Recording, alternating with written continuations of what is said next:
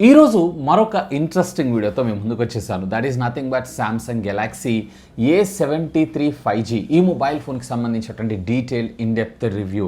So దీన్ని రీసెంట్గానే Samsung company అఫీషియల్గా మన ఇండియాలో లాంచ్ చేయడం అయితే జరిగింది. So first of all pros గురించి అయితే మనం మాట్లాడుకుందాం, ఆ తర్వాత దీనికి సంబంధించినటువంటి కాన్స్ గురించి మనం డిస్కస్ చేద్దాం. సో ఫస్ట్ ఇనిషియల్గా డిస్ప్లే గురించి మనం మాట్లాడుకుందాం. సామ్సంగ్ అనగానే డిస్ప్లే అంటే వీళ్ళకి పెట్టింది పేరు నిజంగా అమేజింగ్. సో 6.67 ఇంచెస్కి సంబంధించినటువంటి full HD plus super AMOLED screen, అందులో కూడా ఆమ్లెట్ స్క్రీన్లో కూడా వీళ్ళు ఒక new generation kind of AMOLED screen అయితే యూస్ చేశారు. అంటే ఆమ్లెట్ స్క్రీన్స్ కన్నా కానీ మరింత పల్చగా థిన్గా మనకు రావడం అయితే జరుగుతుంది. ఈవెన్ దీంట్లో మనకి మాక్సిమం బ్రైట్నెస్ నిట్స్ వచ్చేటప్పటికి అప్ టు 800 దాకా వెళ్ళడం జరుగుతుంది. సో అఫ్ కోర్స్ దీంట్లో మనకి 120 హెడ్స్ రిఫ్రెష్ రేట్ కూడా రావడం జరుగుతుంది. సో డే టు డే లైఫ్లో నిజంగా ట్రస్ట్ మీ మీరైతే ఎంజాయ్ చేస్తారు. చాలా క్రిస్ప్ అండ్ క్లియర్గా మనకు రావడం జరుగుతుంది. ఈవెన్ ఓటీటీ లవర్స్ ఎవరైతే ఉన్నారో వాళ్ళైతే ఖచ్చితంగా దీనిపైన ఒక లుక్ వేయచ్చు. ఇన్ఫ్యాక్ట్ దీంట్లో మనకి ఫ్రంట్ ప్రొటెక్షన్ కింద కార్నింగ్ గొరిల్లా గ్లాస్ వర్షన్ 5 అయితే మన ముందు తీసుకొని రావడం జరిగింది. అండ్ అఫ్ కోర్స్ దీంట్లో అండర్ డిస్ప్లే ఫింగర్ ప్రింట్ స్కానర్ని కూడా మన ముందు తీసుకొచ్చారు. సో ఓవరాల్గా చెప్పాలన్నట్లయితే డిస్ప్లే పరంగా అలాగే సెక్యూరిటీ ప్రొటెక్షన్ విషయం పరంగా నిజంగా Samsung they nailed it. And almost all requirement ఉన్నటువంటి స్పెక్స్ అన్నీ కూడా అండ్ ఫీచర్స్ అన్నీ కూడా మనం ఇందులో అయితే చూడొచ్చు. ఇక దీంట్లో మరొక ప్రో ఎలిమెంట్ విషయానికి వచ్చారంటే దీంట్లో కేవలం డిస్ప్లే ఒకటే బాగుంటే సరిపోతుంది, దాంతోపాటు ఆడియో కూడా క్వాలిటీగా ఉండాలి కదా. సో దీంట్లో మనకి డ్యూయల్ స్టీరియో స్పీకర్స్ని అయితే ప్రొవైడ్ చేశారు. నేనైతే ఏకేజీ పవర్ చేస్తుంటే ఇంకా బాగుండేదని నాకు అనిపించింది. బట్ ఎనీవే ఆడియో లౌడ్గా ఉంది. Even dual stereo speaker output కూడా ఫెంటాస్టిక్. దీంట్లో మనకి డాల్బీ అట్మాస్ ఆడియో సపోర్ట్ కూడా ఉంది, కానీ హైరెస్ ఇలాంటి ఆడియో సర్టిఫికేషన్స్ అయితే ఇందులో మనకు ప్రొవైడ్ చేయలేదు. ఓవరాల్గా ఆడియో పరంగా కూడా ఐఎమ్ ఫుల్లీ సాటిస్ఫైడ్. దీంట్లో మరొక ప్రో ఎలిమెంట్ విషయానికి వచ్చారంటే ఖచ్చితంగా దీని కెమెరాస్ గురించి మనం మాట్లాడుకోవాలి. సో సామ్సంగ్లో అందులో కూడా ఏ సిరీస్లో వీళ్ళు మొట్టమొదటిసారిగా మన ముందు తీసుకొచ్చినటువంటి ప్రీమియం ఫ్లాగ్షిప్ కెమెరాస్ ఇవి. దీంట్లో 108 మెగాపిక్సెల్ కెమెరా ఏదైతే ఉందో ప్రైమరీ సెన్సార్ కింద మన ముందుకు రావడం జరుగుతుంది. వేర్ సెకండరీ కెమెరా ఏదైతే ఉందో మనకి అల్ట్రా వైడ్ యాంగిల్ అది కూడా 8 మెగాపిక్సెల్ కెమెరాని తీసుకొస్తే ఈవెన్ డెప్త్ లేదా పోర్ట్రేట్ కోసం వీళ్ళు ఏకంగా 5 మెగాపిక్సెల్ సెన్సార్ని అయితే మన ముందు తీసుకొచ్చారు. ఈవెన్ ఇందులో మనకి ఆప్టికల్ ఇమేజ్ స్టెబిలైజేషన్ని కూడా మన ముందు తీసుకొచ్చారు. వేరే రేర్ అండ్ ఫ్రంట్ రెండింటిలో కూడా మీరు అల్ట్రా హై డెఫినేషన్ 4Kలో వీడియోస్ని అయితే రికార్డ్ చేసుకోవచ్చు. సో స్టెబిలైజేషన్ కూడా పర్వాలేదు. 4Kలో కొంచెం బెటర్గా తీసుకొచ్చుంటే బాగుండేది, బట్ నార్మల్ 1080pలో they done a wonderful job. Even మనకి స్టెబిలైజేషన్ ఒక్కటే కాదు, ఈవెన్ లో లైటింగ్ ఫోటోగ్రాఫ్స్ ఏవైతే ఉన్నాయో వాటిల్లో కూడా మీరు డీటెయిలింగ్ అనేది చాలా బాగా అయితే క్యాప్చర్ చేయొచ్చు. సో డిస్ప్లే అలాగే కెమెరా సెంట్రిక్గా మీరు ఒక మొబైల్ ఫోన్ని పర్చేజ్ చేయాలనుకుంటున్నారు అన్నట్లయితే కనుక definitely you should have a look on this. ఇక దీంట్లో మరొక ప్రో ఎలిమెంట్ విషయానికి వచ్చారు అన్నట్లయితే కనుక ప్రాసెసర్ గురించి కూడా మనం చెప్పుకోవాలి. సో ఎగ్జినోస్ ప్రాసెసర్ కాకుండా దీంట్లో మనకు వచ్చేటప్పటికే వీళ్ళు క్వాల్కమ్ స్నాప్డ్రాగన్ 778 5G ప్రాసెసర్ని మన ముందు తీసుకొచ్చారు. 778 కన్నా ఇంకొంచెం బెటర్ ప్రాసెసర్ని తీసుకొచ్చుంటే బాగుండేదని నా అభిప్రాయం. అట్లీస్ట్ 870 ఇలాంటి ప్రాసెసర్ని తీసుకొచ్చుంటే బాగుండేది. ఈ బడ్జెట్ సెగ్మెంట్లో మంచి న్యాయం చేసింది అయి ఉండేది. But anyway 775 5G that is also good processor.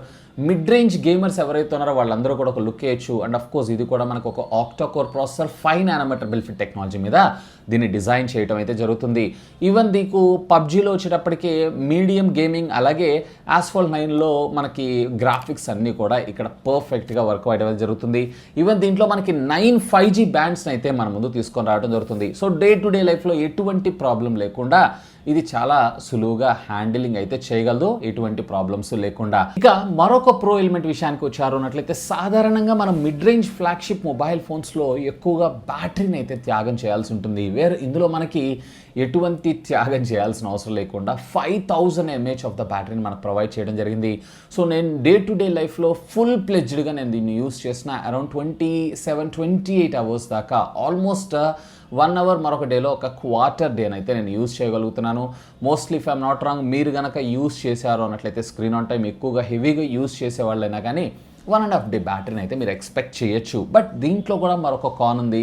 So అదేంటి అనేది నేను కాన్స్లో అయితే డిస్కస్ చేస్తాను. ఓవరాల్గా బ్యాటరీ పరంగా కూడా ఐఎమ్ వెరీ సాటిస్ఫైడ్. ఇక దీంట్లో మరొక ప్రో ఎలిమెంట్ విషయానికి వచ్చారంటే సాధారణంగా మీకు 35-40 వేల రూపాయల బడ్జెట్ సెగ్మెంట్లో ఎక్కడో కూడా ఐపీ వాటర్ రెసిస్టెంట్ టెక్నాలజీ అనేది మీరు ఎక్కువగా అయితే చూడరు. చాలా కంపెనీస్ అయితే ఆ బడ్జెట్లో చాలా ఫ్లాగ్షిప్ ఫోన్స్ని లాంచ్ చేస్తూ ఉంటాయి కానీ లేదా మిడ్ రేంజ్ ఫ్లాగ్షిప్ని లాంచ్ చేస్తుంటే కానీ అదైతే చూడరు. బట్ ఇందులో మీకు IP67 వాటర్ రెసిస్టెంట్ టెక్నాలజీని కూడా ప్రొవైడ్ చేశారు. సో మీరు అప్ టు 1 మీటర్ డెప్త్ దాకా లోపలికి వెళ్ళి 30 మినిట్స్ దాకా అయితే ఇది సస్టైన్ అవ్వగలదు.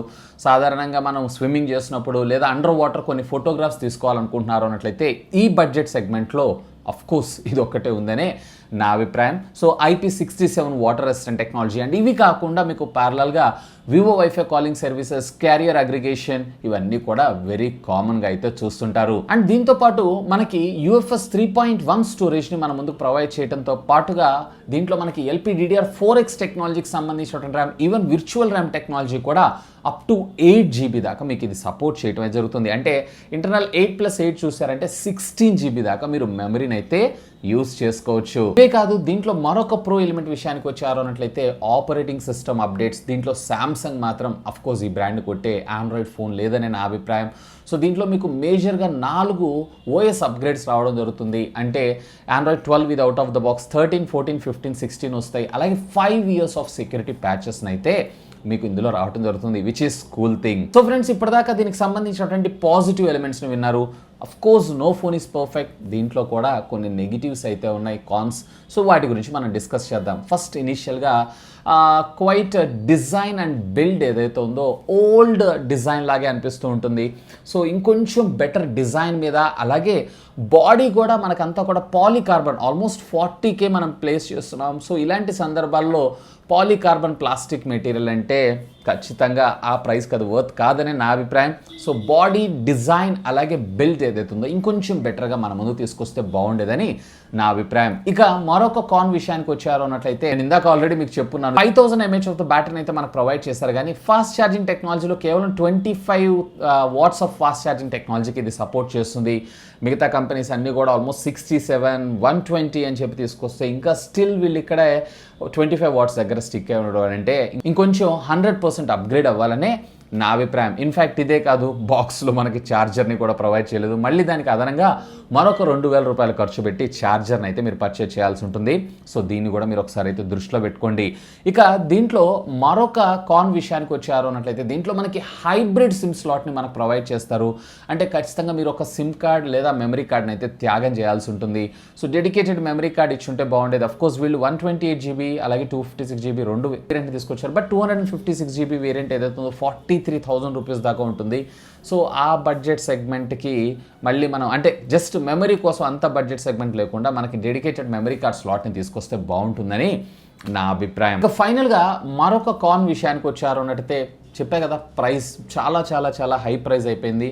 సో ఇంకా అంటే దీన్ని ఆఫ్లైన్ సెంట్రిక్గా వీళ్ళు టార్గెట్ చేస్తూ తీసుకొస్తూ ఉంటారు కాబట్టి సో ఆఫ్లైన్లో వీళ్ళకి వర్కౌట్ అవుతుంది. కానీ బట్ ఈ బడ్జెట్లో మనకి చాలా బ్రాండ్ మొబైల్ ఫోన్సే మార్కెట్లో అవైలబుల్ అయితే ఉన్నాయి. సో ప్రైస్ కూడా నాకు ఒక మెయిన్ డిసడ్వాంటేజ్ అనిపించింది. ఆల్మోస్ట్ 8+128 GB మీకు 39,000 రూపాయలకి, అలాగే 8+256 GB ఏదైతే ఉందో 42,000 రూపాయలకి ఏమో వస్తుంటుంది. ఆ బడ్జెట్లో మనకి చాలా మొబైల్ ఫోన్సే మార్కెట్లో ఉన్నాయి. ఈవెన్ మనకి ఇంత పెట్టినా కానీ దీంట్లో మనకి ఏ విధమైనటువంటి వైర్లెస్ ఛార్జింగ్ టెక్నాలజీ సపోర్ట్ కూడా మన ముందు తీసుకొని రాలేదు.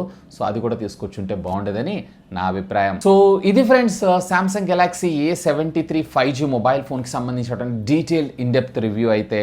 ఇంకా మీకు ఏమైనా డౌట్స్ ఉన్నాయన్నట్లయితే లెట్ మీ నో, కింద ఉన్నటువంటి కామెంట్ సెక్షన్లో కామెంట్ చేయగలరు. That's all for today. This is Vasu signing off. Have a great day.